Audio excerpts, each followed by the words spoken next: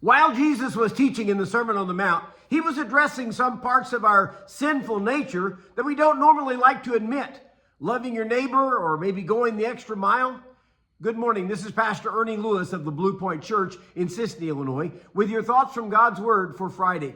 You know, one of the things that might be our sinful lust, which we think we have hidden in our hearts, but they seem to slip out at times and perhaps even take control of our lives. You see, sin is sin, whether it is harbored in the heart or exercised by the hands and the feet.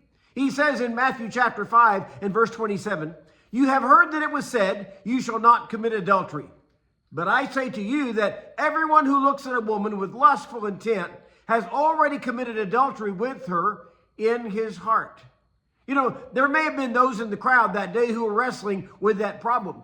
There may be some in the crowd here today who are wrestling with that problem. Lust is what causes a person to linger to that point where they may be tempted to act upon it. Remember King David, who lusted after Bathsheba after seeing her bathe on a rooftop. And finally, after he had thought about it long enough, he called for his servants to have her brought to the palace. This very small, perhaps we see it as minor sin of lust, ended up destroying the whole kingdom. David committed adultery with this woman Bathsheba, even though he had several wives and knew that she was married. And then he had her husband murdered in the battle when he would not go home and hopefully cover up the sin that David had committed. The judgment of David was, "The sword shall not depart out of your household." So brothers slew brothers. One brother raped his sister. One brother tried to overtake the kingdom from his father. You see, this very small sin of lust is really a misnomer because it's not a small sin at all.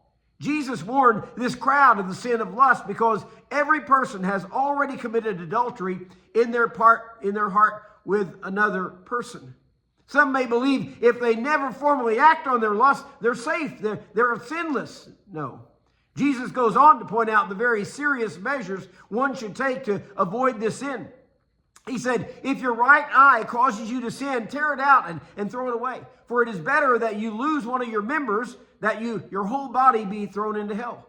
And if your right hand causes you to sin, cut it off and throw it away. For it is better that you lose one of your members than that your whole body go into hell."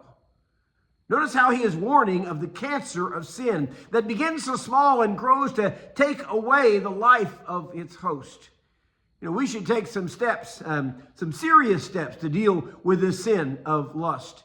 Stephen Arterburn and Fred Stoker wrote the book, Every Man's Battle. And they tell us that there must be a war against sexual temptation, that we win one battle at a time.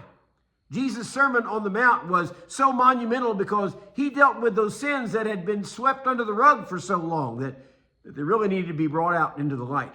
And if we're struggling with lust in any way today, we need to confess it and fight against it. Turn it over to the Lord. Let him help us. Jesus pointed out that thought may be hiding in your heart, but it will cause serious problems in your life and perhaps even in your eternity.